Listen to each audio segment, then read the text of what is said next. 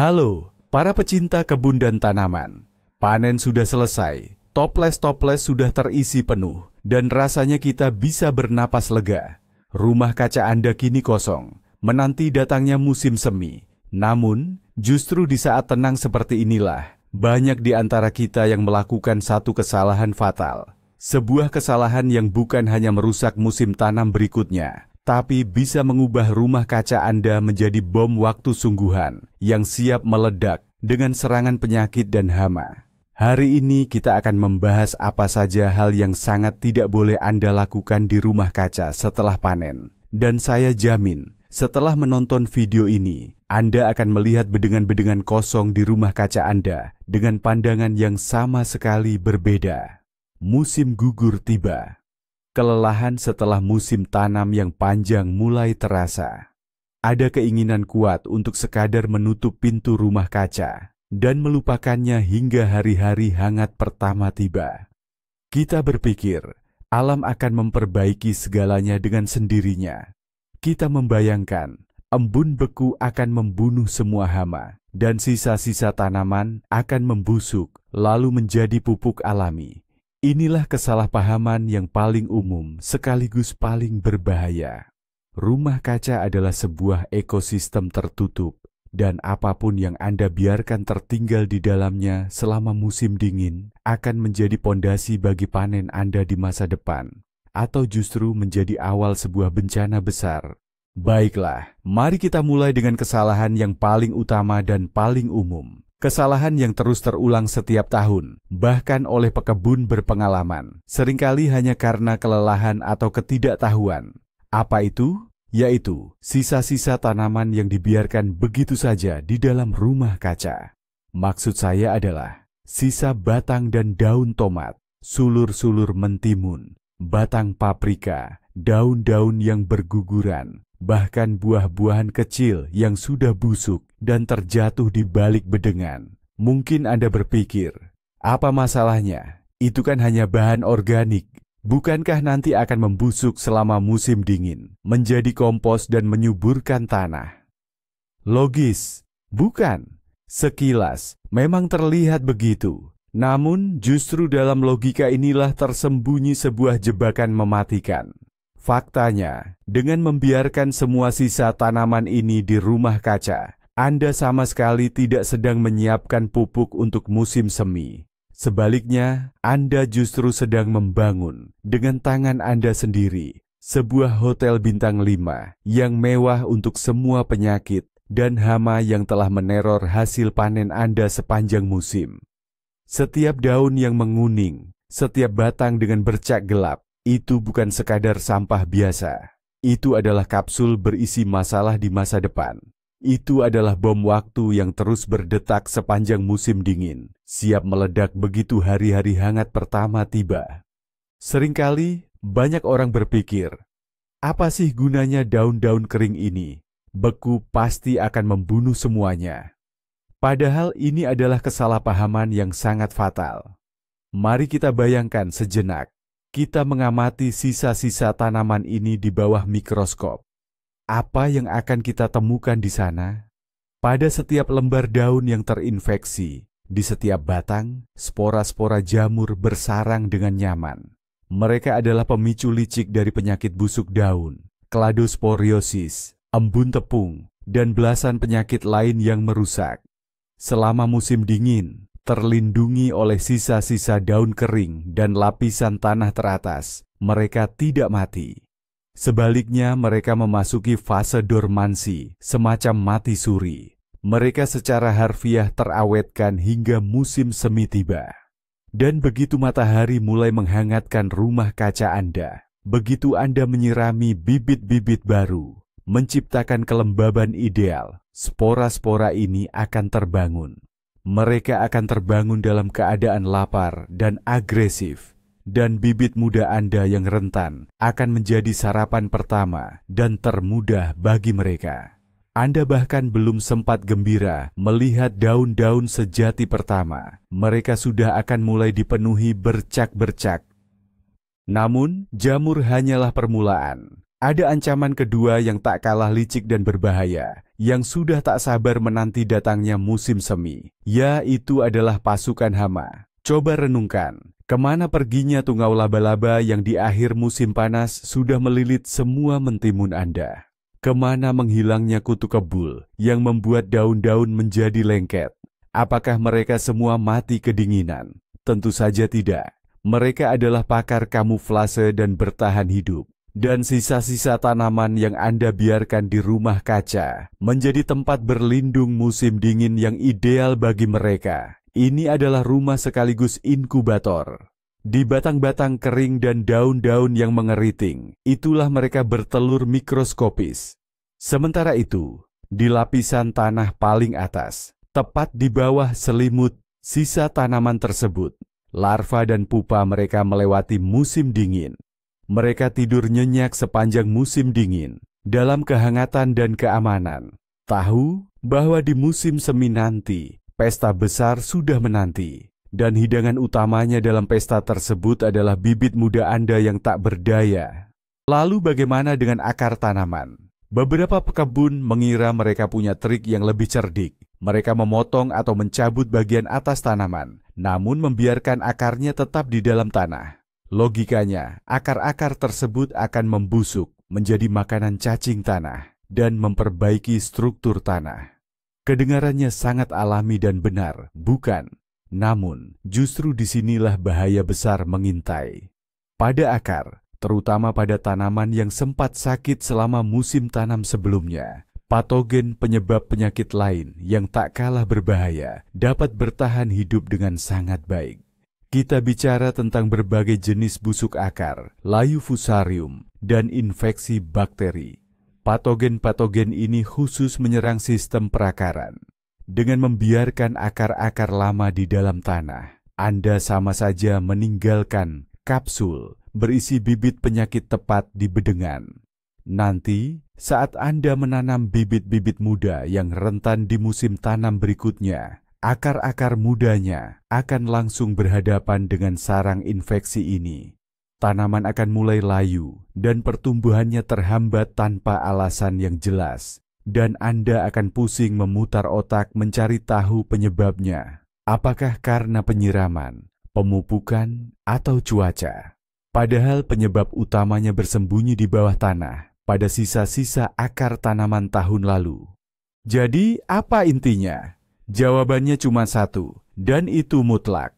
Setelah panen terakhir, tugas pertama dan paling utama Anda adalah melakukan pembersihan total. Ini bukan cuma sekadar bersih-bersih biasa. Ini adalah operasi sanitasi yang sesungguhnya. Tujuan Anda adalah memastikan tidak ada satupun daun, satupun batang, bahkan satupun buah yang terlupakan di dalam rumah kaca. Semua yang tumbuh di musim ini harus dibersihkan sampai tuntas, tak bersisa. Jangan malas untuk menggunakan garu, mengumpulkan semua sisa tanaman kecil dari permukaan tanah. Periksa setiap sudut. Periksa juga celah-celah antara bedengan dan dinding rumah kaca. Setiap sampah organik adalah sarang potensial bagi hama dan penyakit di musim tanam berikutnya. Bayangkan, Anda sedang menyiapkan ruang operasi untuk kedatangan pasien baru yang sangat penting. Panen Anda di masa depan. Ruang operasi harus steril dan bersih tanpa celah. Aturan yang sama juga berlaku untuk rumah kaca Anda setelah panen.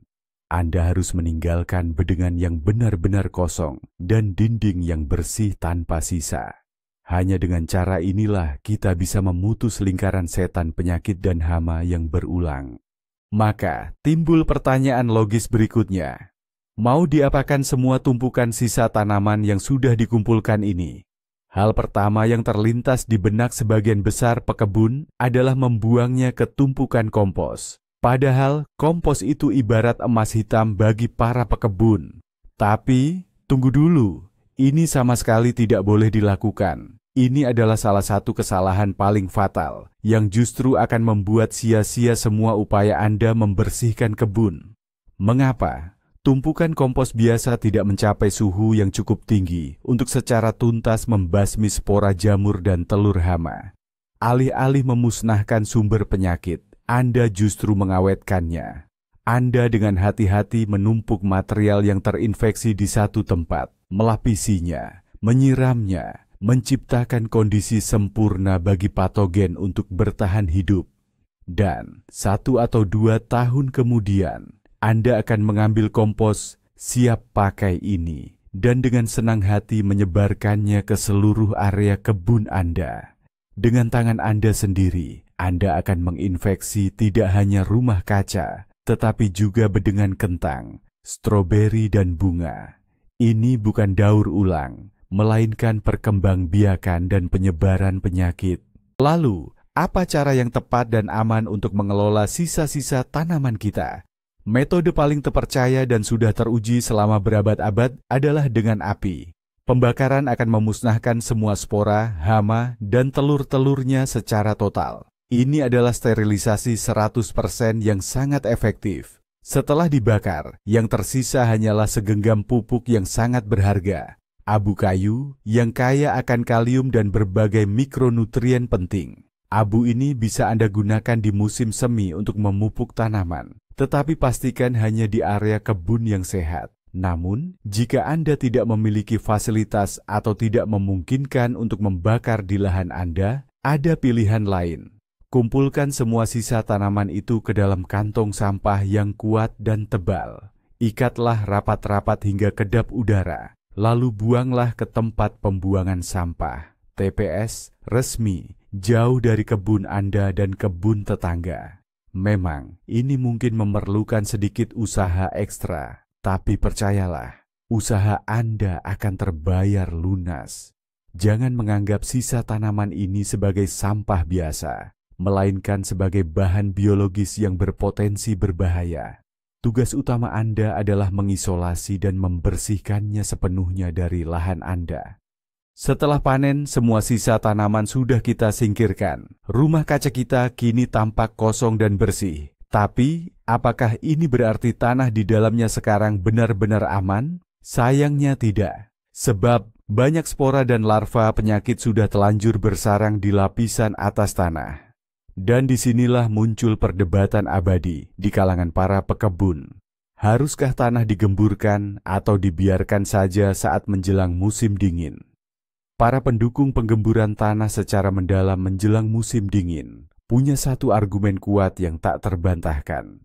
Saat Anda membalik gumpalan tanah, larva hama yang tadinya bersembunyi di lapisan atas untuk melewati musim dingin, kini akan terekspos ke permukaan. Sedangkan yang sebelumnya lebih dalam justru akan terangkat ke atas. Dengan begitu, kondisi lingkungan yang selama ini nyaman bagi mereka akan terganggu, dan dinginnya cuaca ekstrem pertama akan menjalankan tugasnya. Tamu tak diundang ini akan musnah secara alami. Ini adalah metode desinfeksi yang efektif dan ramah lingkungan. Anda secara harfiah membekukan bibit penyakit dari tanah Anda. Maka dari itu, penggemburan bedeng secara mendalam di rumah kaca menjelang musim dingin bukanlah sekadar melonggarkan tanah, melainkan sebuah prosedur fitosanitari yang sangat vital. Namun, ada juga pendekatan modern lain yang tak kalah efektif dan patut dipertimbangkan. Pendekatan ini sangat ideal bagi para pegiat pertanian organik yang ingin seminimal mungkin mengganggu struktur alami tanah. Setelah membersihkan sisa-sisa tanaman, daripada mencangkul tanah, Anda bisa langsung menanam pupuk hijau di bedengan Anda. Inilah yang kita kenal sebagai pupuk hijau. Untuk penanaman di musim gugur di dalam jog greenhouse, rumah kaca, jenis kubis-kubisan, Brassicaceae, yang tahan dingin sangat direkomendasikan, seperti sawi atau lobak minyak. Apa saja manfaatnya? Pertama, sistem perakarannya bekerja sangat baik dalam menggemburkan dan memperbaiki struktur tanah. Kedua, dan ini poin terpenting, zat yang dikeluarkan akar tanaman ini memiliki efek antimikroba yang sangat kuat. Ini mampu menekan pertumbuhan banyak jamur dan bakteri patogen, sekaligus menyehatkan tanah. Anda bahkan tidak perlu memotongnya. Saat suhu sangat dingin tiba, tanaman ini akan mati dengan sendirinya dan akan terhampar di bedengan seperti karpet hijau. Karpet hijau ini menjelang musim semi akan membusuk dan memperkaya tanah dengan bahan organik alami. Ini adalah cara yang luar biasa untuk sekaligus membersihkan dan memberi nutrisi pada tanah. Nah, urusan tanah sudah kita bereskan. Sekarang, mari kita alihkan pandangan ke atas. Bagaimana dengan struktur rumah kaca itu sendiri? Dinding, atap, serta semua balok, profil, dan sambungan yang jumlahnya banyak itu. Apakah Anda kira semua itu bersih? Jelas tidak. Ingatlah berapa banyak debu dan kotoran yang menempel sepanjang musim panas. Dan di setiap celah, di setiap sudut terkecil yang luput dari pandangan, hama dewasa seperti tungau laba-laba atau spora jamur yang terbawa cipratan air saat penyiraman, mungkin bersembunyi untuk hibernasi. Meninggalkan semua itu tanpa perhatian, sama saja dengan meninggalkan sumber penyakit tepat di atas kepala bibit masa depan Anda. Oleh karena itu, membersihkan rumah kaca di musim gugur adalah prosedur yang wajib dilakukan. Siapkan ember berisi air hangat, sabun cuci, atau deterjen pembersih lainnya. Lalu gosok dan bilas semua permukaan dari dalam secara menyeluruh. Berikan perhatian khusus pada sambungan polikarbonat dan setiap elemen kerangka. Anda akan terkejut melihat berapa banyak kotoran yang akan terlepas dan terbuang dari sana. Ini adalah bersih-bersih besar atau pembersihan menyeluruh di rumah tanaman Anda, dan kualitasnya secara langsung akan memengaruhi kesehatan tanaman Anda di masa depan. Dan tibalah kita pada langkah terakhir yang seringkali terabaikan. Ini berkaitan dengan alat-alat kebun Anda. Renungkan sejenak. Sekop mana yang Anda gunakan untuk menggali tanaman yang sakit? Garu mana yang Anda pakai untuk mengumpulkan dedaunan yang terinfeksi? Gunting pangkas mana yang memotong dahan yang terserang jamur atau penyakit lainnya? Pada semua perkakas tersebut, tersisa mikropartikel tanah, getah tanaman, dan yang paling penting, bibit penyakit. Jika Anda hanya membersihkan tanahnya secara asal-asalan dan menyimpannya di gudang hingga musim semi berikutnya, maka di musim tanam berikutnya, Anda sendiri yang akan membawa kembali bibit penyakit ke rumah kaca yang sudah bersih. Anda akan mulai menggemburkan bedengan dan tanpa sadar langsung menebarkan spora-spora penyakit dari tahun sebelumnya. Oleh karena itu, aturannya sangat sederhana. Semua perkakas yang telah bersentuhan dengan tanaman dan tanah di rumah kaca harus melalui proses disinfeksi. Bersihkan dengan seksama dari sisa tanah dan kotoran, kemudian desinfeksi dengan antiseptik apapun yang mudah didapat. Anda bisa menggunakan larutan tembaga sulfat, kalium permanganat, PK, atau bahkan pemutih pakaian biasa. Langkah sederhana ini adalah sentuhan akhir yang krusial dalam persiapan Anda menyambut panen melimpah di musim berikutnya. Nah, sekarang bayangkan momen paling krusial, titik baliknya. Musim semi pun tiba. Matahari mulai menghangatkan rumah kaca Anda. Dan jika Anda membiarkan semua sampah organik itu tetap di sana, sesuatu yang mengerikan akan terjadi. Ini bukan sekadar pembusukan biasa. Ini adalah sebuah kebangkitan. Ratusan ribu spora jamur, telur tungau laba-laba yang berhasil bertahan di musim dingin, larva kutu kebul, semuanya seperti mendapat sinyal. Saatnya beraksi. Rumah kaca Anda berubah, bukan lagi menjadi rumah yang aman bagi bibit, melainkan menjadi inkubator penyakit. Anda menanam bibit tomat yang mungil dan tak berdaya, tepat di pusat wabah penyakit di masa depan. Penyakit dan hama akan menyerangnya sejak hari pertama, bahkan sebelum bibit itu sempat menguat dan beradaptasi. Inilah yang sebenarnya terjadi ketika kita malas membersihkan rumah kaca di musim gugur. Kita tidak hanya meninggalkan sampah, melainkan kita sedang menyiapkan markas besar bagi para musuh tanaman. Jadi ingatlah poin utama ini. Kebersihan rumah kaca di musim gugur itu bukan sekadar pekerjaan tambahan, melainkan langkah paling penting untuk mendapatkan panen yang sehat dan melimpah di tahun berikutnya. Anda meletakkan fondasi kesuksesan itu justru sekarang, bukan nanti di musim semi. Terima kasih banyak sudah menonton video ini sampai selesai. Saya sangat berharap informasi ini bermanfaat bagi Anda. Jika demikian, jangan lupa berikan like dan tekan tombol subscribe di channel ini agar tidak ketinggalan tips-tips bermanfaat lainnya. Nah, sekarang saya punya pertanyaan untuk Anda. Bagaimana cara Anda mempersiapkan rumah kaca saat menjelang musim dingin? Mungkin Anda punya metode atau rahasia yang sudah teruji dan ampuh. Jangan ragu untuk berbagi pengalaman Anda di kolom komentar. Mari kita saling bantu untuk mendapatkan panen terbaik.